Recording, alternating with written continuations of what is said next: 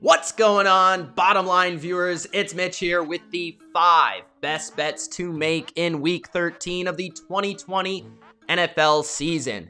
In week 12, the debut of the best bets show, we went 4-1, 80%. So we're looking to stay at that high mark of 80% again in week number 13. These are my 5 recommendations for your bets this weekend in the NFL. Before I give you my favorite bets versus the spread in the NFL Week 13 edition, Gronk, spike that like button, and don't forget to subscribe to The Bottom Line View for weekly NFL best bets. You can also check out my betting information, more bets that I actually make on my Patreon. It's starting at $3 a month. Link is in the description if you want to see which games I'm actually betting on, what my betting cards look like this weekend, then subscribe to Patreon for that and more exclusive NFL content.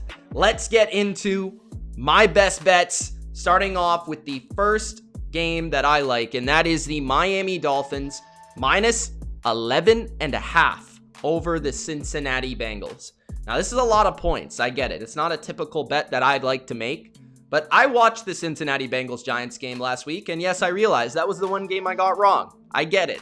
But Cincinnati is not very good. They got outgained by, I want to say, 200 yards. They were losing this game throughout. They had a kick return, which allowed them to actually cover the game, I believe. And really, what I'm trying to say is that the Cincinnati Bengals are not good without Joe Burrow, and they will not get as lucky as they did versus the Giants versus the Miami Dolphins. You have to understand that the Dolphins have one of the most consistent defenses in the NFL. The Dolphins defense is going to be an absolute nightmare for the Cincinnati Bengals. One, they don't have Burrow. They have Brandon Allen, okay? What I know about lackluster quarterback play is they are not good when facing pressure. The Miami Dolphins and Brian Flores are masters of creating pressure. They use zero coverage looks. They send tons of players at the quarterback, and they create sacks, they create turnovers, and they force mistakes. And the Dolphins defense has done that to just about everybody this year. They will do that to the Bengals. Don't get it twisted. They also have a great secondary. So in the back end, they can match up with the Higgins of the world and with the Tyler Boyds, with Byron Jones and Xavier Howard to be able to send those pressure looks. Allen is going to be confused. He's going to throw into the pressure, throw into the coverage, and the Dolphins are going to capitalize offensively. The big question is, who's going to be the Dolphins quarterback? Tua or Fitz? To me, I'd actually prefer it to be Fitz. I think he gives the team a better chance, and it's looking like it will be Fitzpatrick. So that's making me more confident that they'll score more points. Either way, though, Tua does protect the football, so even if he does play, it's not like he's going to lose you this bet. The Dolphins will be able to score high 20s, low 30s, and be able to cover an 11.5. They should win by double digits. They should win by 2 touchdowns, maybe even 3 scores in this game. Because yes, the Bengals defense has been okay at times, but the Dolphins defense and the Dolphins special teams rank at the top of the league. Their defense is going to be the reason they cover this number, because the Bengals, I would be shocked if they scored over 14 points in this game. Seriously, legitimately. They barely moved the ball versus the Giants. They will not do that versus the Dolphins. It looked better than it was last week because of that kick return, and I promise you that versus Miami, they will not get a kick return touchdown. So my first bet of the week is the Miami Dolphins minus 11.5. Again, I know it's a lot of points, but with Brian Flores as that coach, I'm willing to lay the points. My second best bet of week number 13 is the Seattle Seahawks, another big number, laying 11 over the New York Giants. They are minus 11 in this game. Could be 11.5, could be 10.5, could even be 10 in some places, depending on where you're betting at.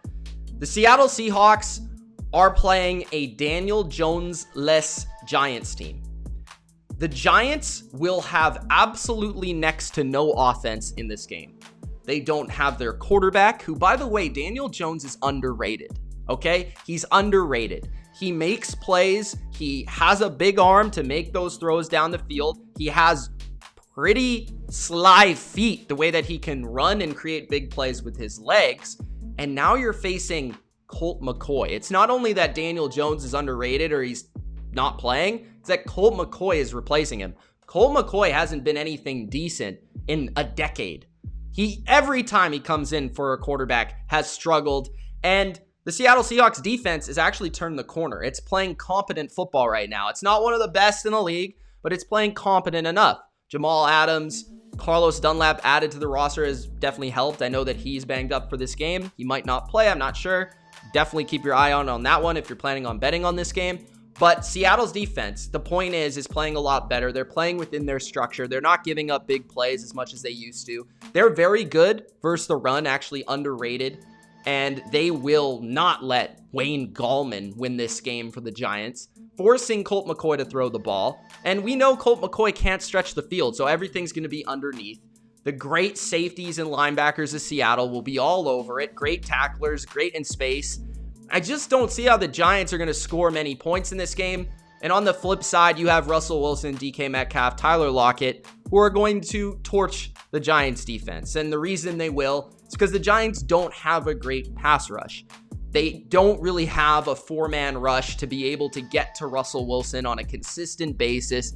So even if James Bradbury's having a good day on Metcalf, Wilson's going to be able to extend the play and create bombs down the field to be able to create in that passing game. Chris Carson's also back, which we know is a big boost to their rushing attack and allows balance to their offense. The Seahawks are looking like a team that are about to hit their full stride right now in week 13, and I'm willing to jump on that bandwagon versus a Giants team that's without their quarterback, without their best player, and have a couple beat up wide receivers on that roster heading into this game. So I have liked the Giants, but the Seahawks are a different level of team, and they should easily cover this game. My third best bet of week number 13 is the Indianapolis Colts minus a field goal, 3 points, over the Houston Texans. I have typically this season been on the side of Deshaun Watson when it comes to him being an underdog, but in this game, I really like a bounce back spot for the Indianapolis Colts. I was on the other side of the Colts last week with the Titans, and I was right. I feel like a bounce back is coming for Indianapolis here. Houston, yes, they've played better football. They beat New England, surprisingly, and they also beat the Lions, destroyed them on Thanksgiving. They've had some time to rest, but they've lost players since they had time to rest. They lost their best offensive weapon, Will Fuller. Will Fuller is a top 20 receiver in the NFL, and he is no longer playing this season. So that is going to significantly hinder their passing game. Now Brandon Cooks becomes their number one receiver. Randall Cobb is also injured. They really don't have much depth at the receiver position now because Fuller is gone. So all you really have to worry about is Brandon Cooks. The Colts defense is getting back to Forrest Buckner. He was a huge reason the Titans ran all over them last week. That won't happen. Texans, their offensive line's been better, but it's not great. So that defensive line is going to dominate up front and create pressure after Watson, which is going to force punts, which is going to gain them sacks and allow turnover on downs for the Colts to get the football back. When you're talking about that side of the football, the Colts are sneaky because they have a good game planner in Frank Reich. They have a good offensive coaching staff. And of course, Phillip Rivers is good versus bad defenses. I've said this before, but he's efficient when he plays bad defenses. He's not so good. He doesn't look pretty throwing the football when he plays good defenses, but when he faces bad defenses, he lights the world on fire. That's what he'll do versus the Texans, who are also without Bradley Roby now, another player that they've lost over the last couple of weeks due to suspensions. And Roby is arguably their best corner on their entire team. So you take him out of the equation, you take Will Fuller out of the equation. What do the Texans really have at this point outside of Deshaun Watson and maybe JJ Watt? They don't have a lot. Their most important positions outside of quarterback and maybe left tackle are receiver and corner, and those guys are gone. They're missing from their lineup. Those positions are positions that change my mindset on a game, and that's the fact here. The Texans just won't be able to keep up on the scoreboard without Will Fuller there, and they really can't run the ball effectively versus the Colts, who are great versus the run and getting players back to help them stop the run and get after Deshaun Watson. I like the Colts. I think they're a much better roster than the Texans. And even though the Texans have the sexiness in Deshaun Watson, don't be fooled. Take the Colts in this game to bounce back big because they need this win in order to get to the playoffs. My number 2 bet this week is the Los Angeles Rams -3. I've heard a lot of people say I'm taking the Cardinals this week. I don't know what you're seeing to really be willing to take the Arizona Cardinals. They were thoroughly confused offensively last week. Bill Belichick absolutely put on a showcase of what it means to be a defensive mastermind last week. Kyler Murray had nowhere to go with the football. Kyler Murray had no passing concepts available to him. DeAndre Hopkins was shut down. The run game was irrelevant. Kyler looked a little hurt with the shoulder and was kind of not willing to run the ball when he needed to run the ball. And the defense is okay, but it's nothing to be worried about. When you look at the Los Angeles Rams, I understand they lost to the Niners. They've lost to the Niners and Kyle Shanahan 4 times in a row. Like, this is no fluke. They struggle versus San Francisco. Do you remember that they beat the Bucks 2 weeks ago? I think people are sleeping on the Rams now all of a sudden just because they lost to a team that they typically lose to. They will bounce back here. The Rams are a far, far better football team than the Arizona Cardinals. I really don't understand the hype for the Cardinals at this moment in time. I do not see them as a top NFC team. I do not see them as an NFC contender. I get that they have the better quarterback in this game, but he is also hindered by an injury. Jared Goff plays well versus defenses that can't rush the passer, and that's the case with the Cardinals. He's going to have time. The play action's going to set up from Sean McVay. Robert Woods, Cooper Kupp will thrive in this game, and they will have some success on the ground. So while the Cardinals will send pressure, they'll be creative, blitzing, and all of this stuff, the Rams will find a way to move the ball enough because Sean McVay is extremely smart. But where the game is going to be won for the Rams is defensively. Their defensive coaching staff and their defense in general is phenomenal. They were great versus the 49ers. The reason why the Rams barely lost, by the way, to the 49ers is because their offense was completely awful. But we know that's not going to be the case because the Cardinals don't have the 49ers pass rush. They don't have the 49ers defense, okay? They don't. The Rams defense, on the other hand, Jalen Ramsey to take DeAndre Hopkins, and who is going to block Aaron Donald on the Cardinals offensive line? Like who? Plus, they're one of the smartest defensive coaching staffs in the league. They're going to see what Belichick did, replicate it to some degree with better talent. The Rams are one of my favorite bets this week because they are a more talented team on both sides of the ball, and they have a far better coaching staff. This, to me, is an easy bet.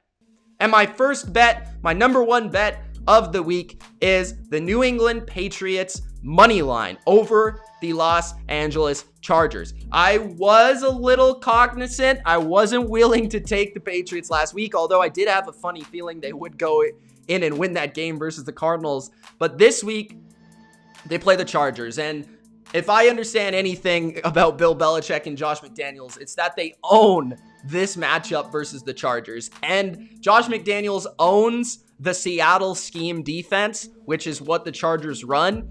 And Belichick owns Anthony Lynn.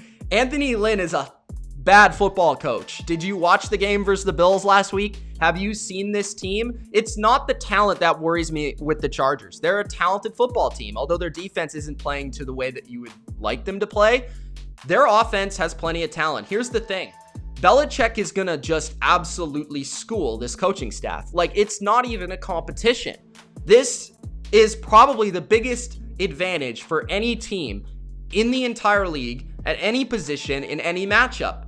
The Patriots coaching staff versus the Chargers coaching staff. Josh McDaniels owns this scheme. You're talking about Super Bowl 49 versus the Seahawks, Legion of Boom. You're talking about Super Bowl 51 versus the Atlanta Falcons. You're talking about 2 years ago versus the Chargers, the same Charger coach team with 49 points or whatever it was. This Patriots coaching staff understands how to decimate this Charger defensive scheme. Here's the thing. I don't expect them to have Tom Brady numbers or pass numbers because they don't have the playmakers, but they'll be able to move the ball. And whenever New England can move the ball, they have a chance to win because This team isn't really made to move the ball very effectively, but they'll be able to run it. They'll be able to throw it. I think Cam has a successful day as long as he doesn't turn the ball over and executes off play action. This team's going to win because the Patriots defense has been all over what the Chargers do, just like they were the Cardinals last week. They have the secondary to match up with Mike Williams and Keenan Allen, with Gilmore and J.C. Jackson.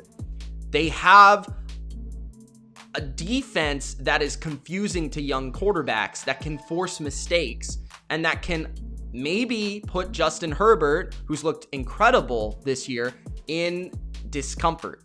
So just like I took the Bills last week because they have a great defensive coaching staff and because they have a much better coaching staff in general over the Chargers, I'm going to take the Patriots because I see it the same way. Maybe they are not such a great offense in New England, but because of the scheme advantage they hold, they should be able to score points. And because of the secondary they have, they should be able to slow down Justin Herbert in the pass game. So I like New England as my favorite bet of the week. Typically, I have no order in this video, but this is definitely the bet that I wrote down first, followed by the Los Angeles Rams.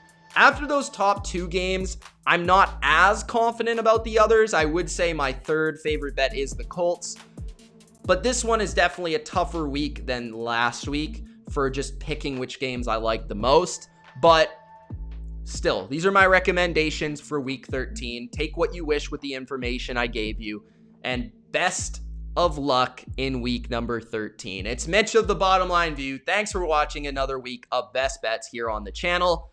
If you enjoyed, spike that like button and subscribe for more. Peace.